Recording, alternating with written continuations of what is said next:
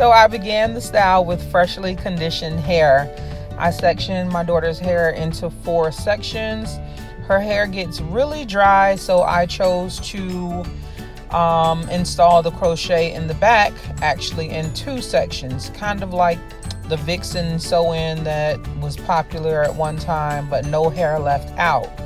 I chose to braid her hair back and forth in an S pattern, so braiding it left and right, so I have more access to her scalp to keep it moisturized with the leave-in conditioner and some oils while she has this scalp in.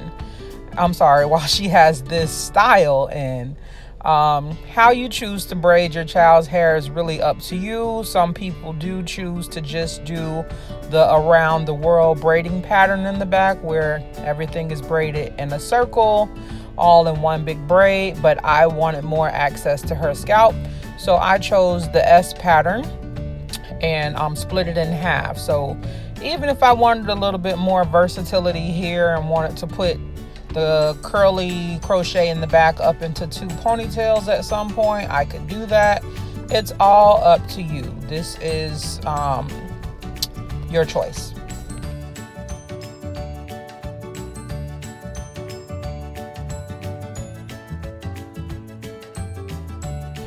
On the other side of the head, you're going to continue the same thing, braiding the hair back and forth until that side is all braided up as well and looks like an S pattern.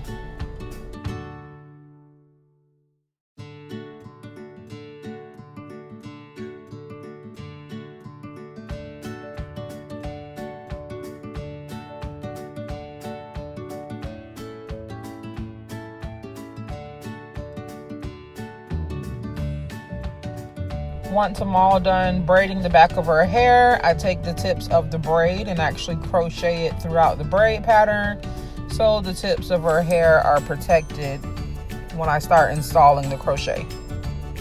I ended up using 1.5 packs of this model curl wand hair just based on how I was actually spacing out the crochet. It was about 1 centimeter in between each crochet I installed. I didn't want it to be too heavy where I couldn't get to her scalp anymore or where it became uncomfortable for her to wear. I really like the hair. It's lightweight. The ends are tapered. Nice feminine look to it. It did get a little frizzy throughout the process, but you can cut some of the excess frizz. The frizz wasn't too bad where it's out of control. You can cut the excess frizz if that does happen to you, apply a little mousse, and you're ready to go. This hair is very low maintenance in my book.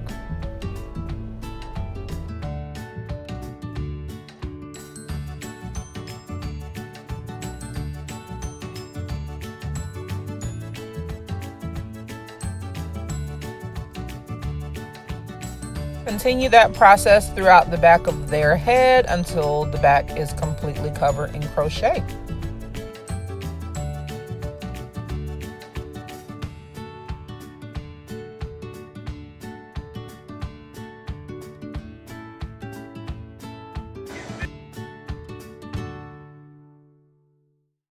So while I was finishing the back, the top dried out just a little bit, so I just went ahead and re-moisturized it with a little leave-in conditioner and get started with the braiding pattern of your choice. I wanted to braid in like a straight back circular perimeter. That was my goal here, but this is kind of a style that you can freestyle. It's up to you how you want to braid your child's hair. You just got to continue that pattern across the top. So here you see me applying the SheIsBomb edge control to my daughter's parts. This stuff is amazing. It's one of the only edge controls I've been able to find in the market that actually works on my daughter's natural hair. So I really love it.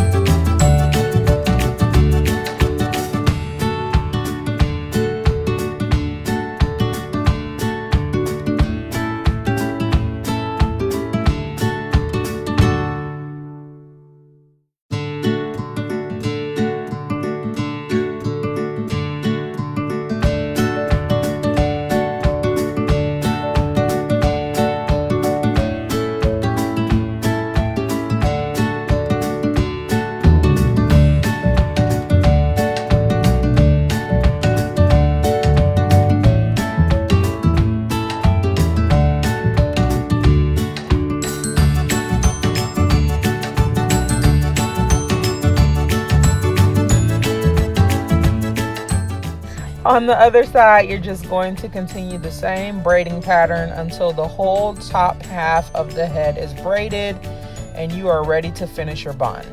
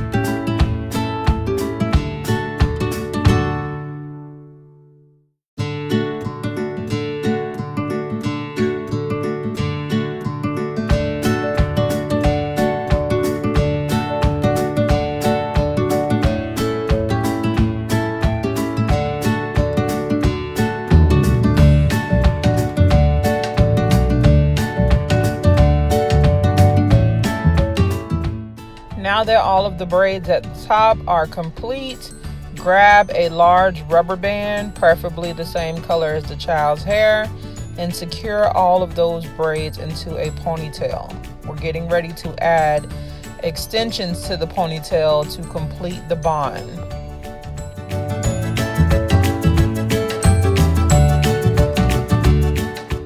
So this section of the style is all going to depend on your preference. I actually like to split up the hair left in the ponytail and add multiple extension braids that I'll eventually wrap into one bun.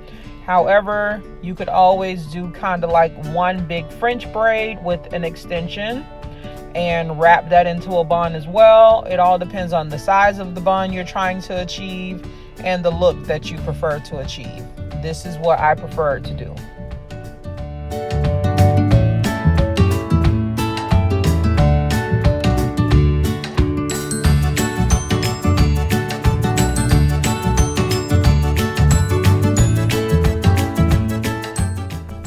Continue this process throughout the whole top of the ponytail until all of the hair is in braids that can be wrapped into a bun.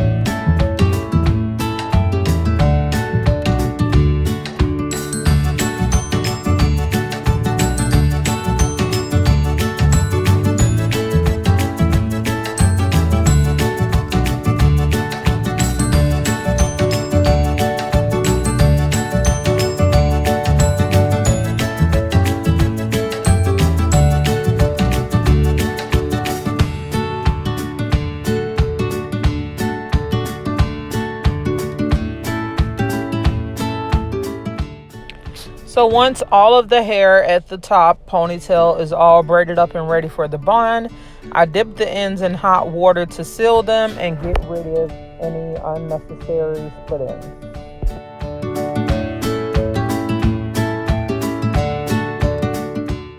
This is my designated hair dipping pot, so don't mind how it looks.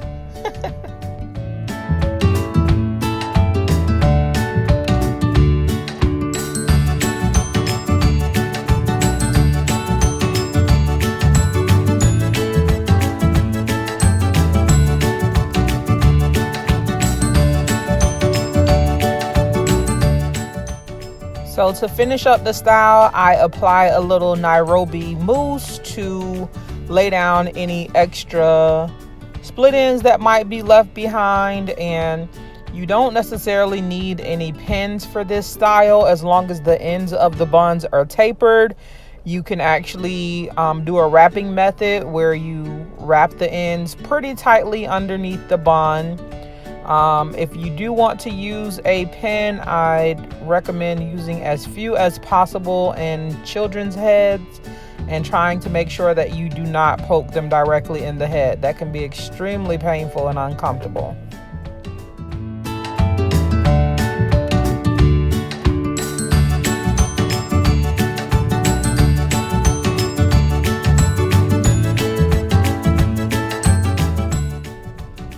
And that's it. The finished product came out beautifully. She was feeling herself. She got so many compliments, and the style has held up great. Very low maintenance and cute for the spring and summer. Don't forget to like and subscribe. Thank you.